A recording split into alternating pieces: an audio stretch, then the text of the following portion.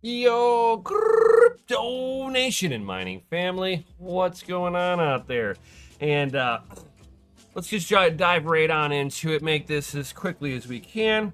But we have my Bitaxe Gamma 602 from solosatoshi.com. If you want to get yourself one of these bad units here, check out my links down below and go get one for yourself. So let's go ahead and go over. So we have Solo Satoshi's got their own heat cooler that they put on here, and I kind of want to test the upper limit of this thing, right?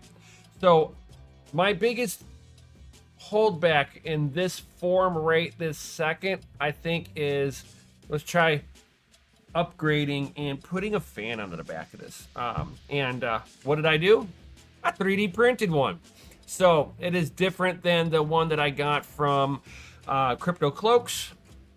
This one has the fan a little bit closer and air vents all the way around, so it kind of blows at the board and disperses outward, where the one from Crypto Cloaks sits back a little bit and then just kind of blows wind at the back of the cooler. So this will be more of like an active cooling with the way that the fan orientation is, and then the other one's more like just making like passive wind. So we'll see if there's any difference on the if the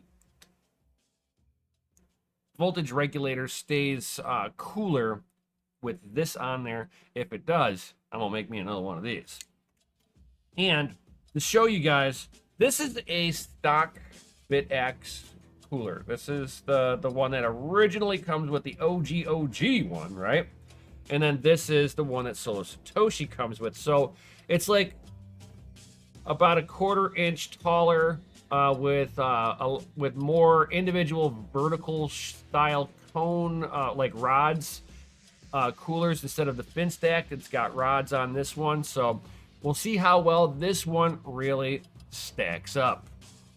So let's go ahead, switch views, and show you guys what all that I'm going to be also doing with it. There we go. And I'm going to be putting on the copper heat sinks once again, just like I did on my other one. So let's go ahead, and this one's an easy one. You can just slide this thing up and pop this thing forward, and it is all apart. And the one from Solo Satoshi, this is also 3D printed.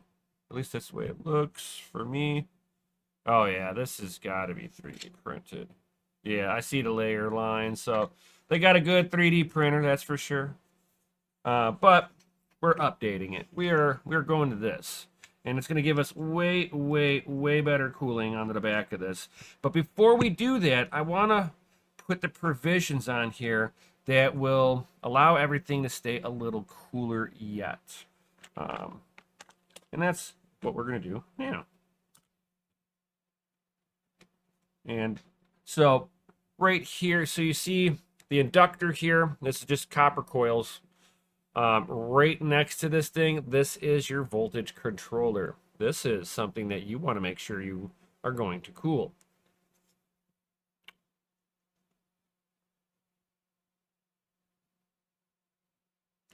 And that looks good.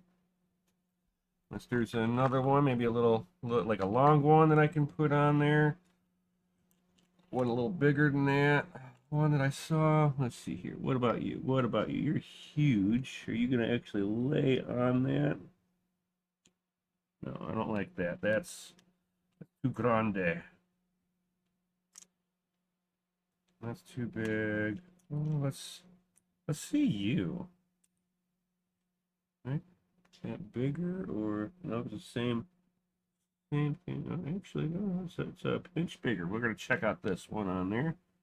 This one's a pinch bigger, and I like that better. This pinch bigger one, and you're just gonna size these up for, you know, and then struggle bus trying to peel them back. You know, it's gonna be the normal stuff. because I have no nails. Oh, got it. And then we can just carefully stick you on, just like that. And then bam, we have cooling. And then you want to kind of make sure when you're looking at it, make sure that that copper cooler doesn't touch anything that could be potentially conductive. So I'm basically looking all around it, making sure none of the capacitors or resistors around this are going to remotely touch. So bam, there's that one. And I have another little controller down here.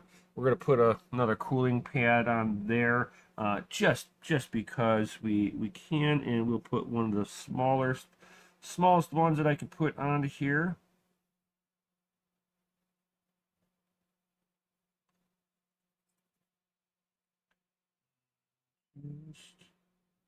Just like that. Now on the 601, I was able to put some cooling pads like right behind the chipset. I'm gonna see if I have one that might fit in there. I'd like to get a little extra cooling onto the back side of that chip. And it looks like without touching anything, that'll probably be the winner right here. Because again, the ASIC chip puts most of its heat towards the PCB. So it's like what they call a flip chip design. So, as long as we're not touching anything that would make sparky spark. And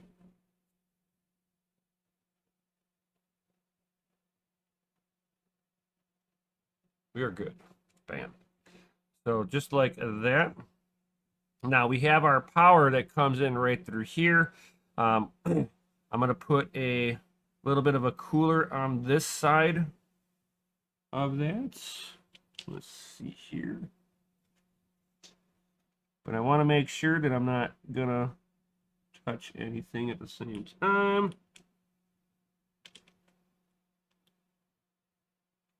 That's too big. That's too grande.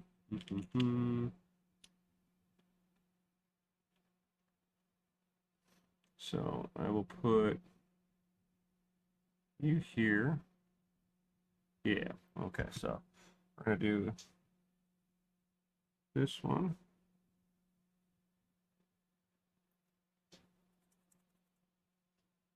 Right here, and I'm gonna try to leave room for your test probes. There are test probe points, do not touch them. So this is how I've got it so far. And I might put another one right through here. Let's see here. Put one right there, yeah. And this just kind of cools down the board right where power enters, because that board right there gets hot. Oh, staticky, get off of me. Yeah, man. So, that's that. Now we're to flip over, and I need to put some right here. You don't need to worry about this. This is only the wireless controller. This doesn't really get hot. But the barrel right behind the barrel jack here, oh yeah.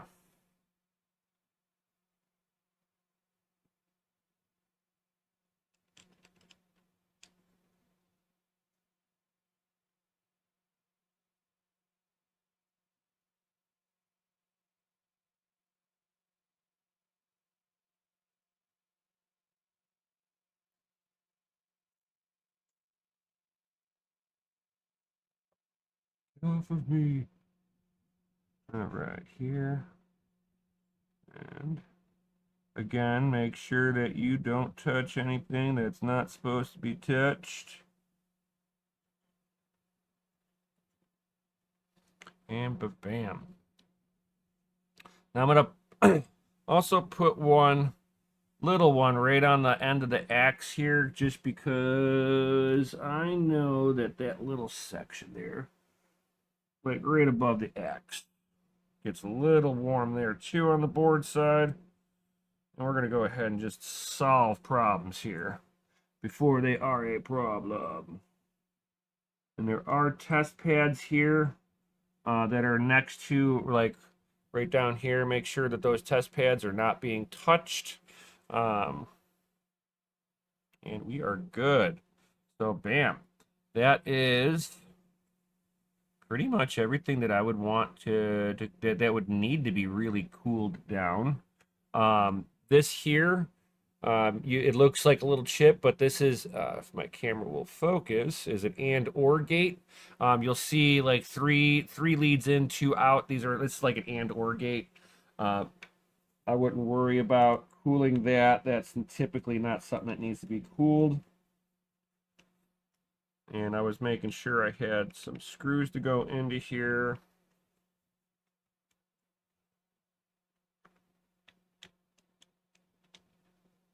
You know, because once you're making all your stuff yourself, you got to make sure you got all the screws necessary, all that good stuff. That one back up. Just like so. And now, for the last little thing that I need to do, I need to be able to hook up the fan.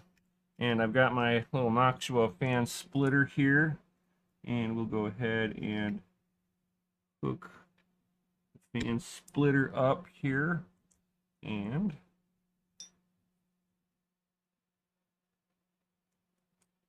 got that.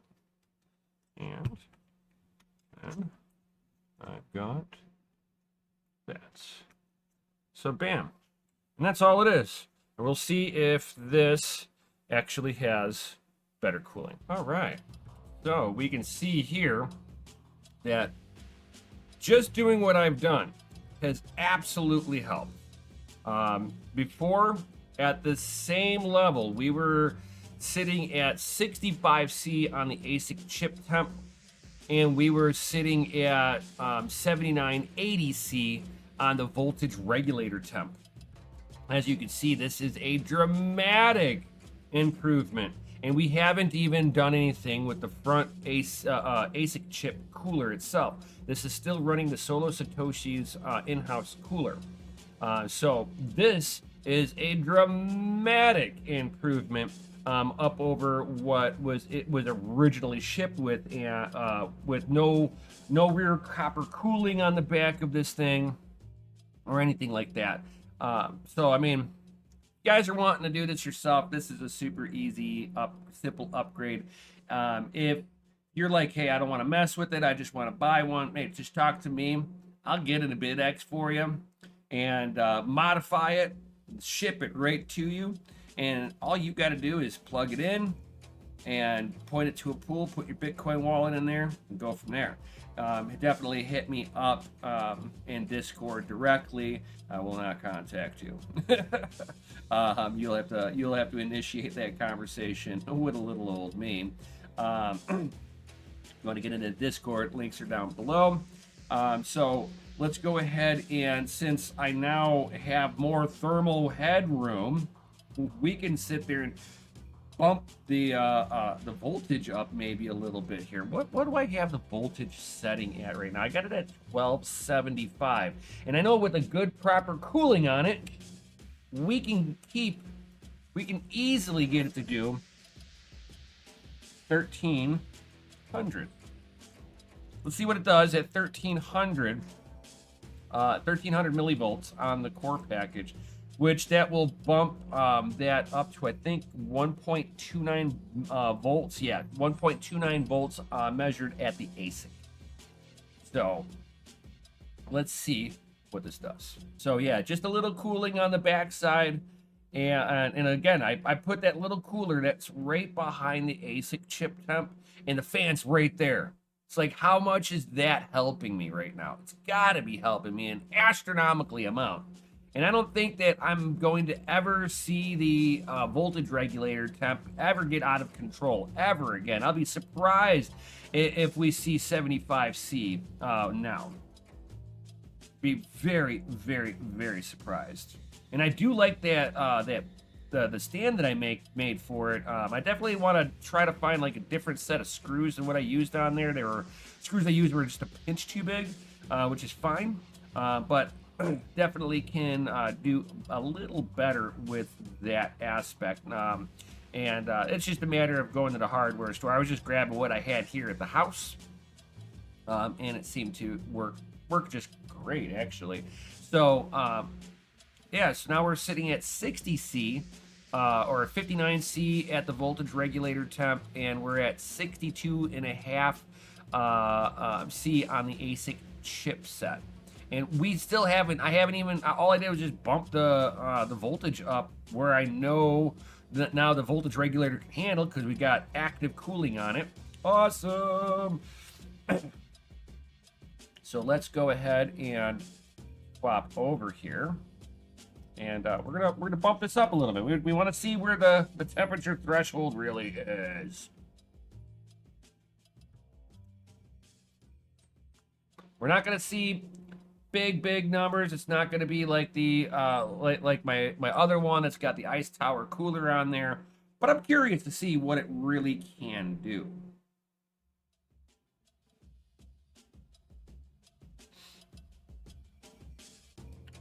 Da-da-da. There we go.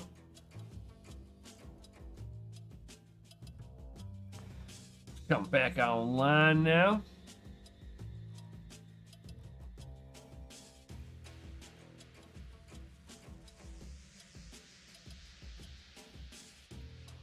We are at 30 watts now. See, this is why you can't use a stock cooler if you're wanting to do this. This would be everything the stock power supply would have came with. You would have been having a bad time. I'll tell you what.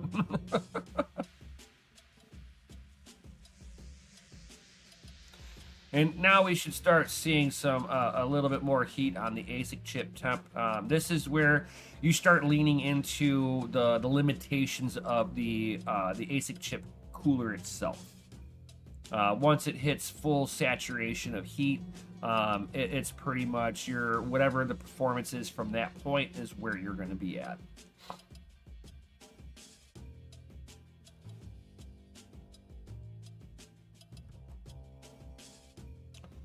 And da. So it looks like that's where I would probably stop, is right here. We've got 725 megahertz on the ASIC chip frequency. We're at 1300 millivolts on the ASIC, which comes out to 1.29 volts at the measured at the ASIC voltage itself. Temperature looks like it'll settle out right around that 65C.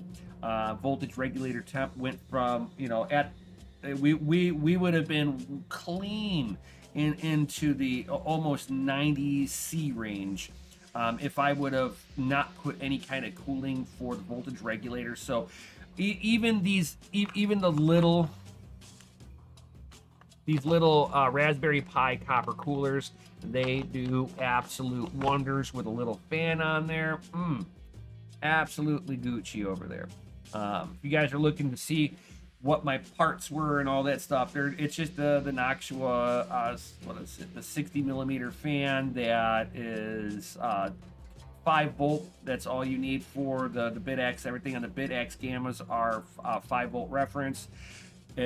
If you put too much fan on there, you will overload the fan controller. And if the fan controller gets overloaded, basically you won't have full fan spin.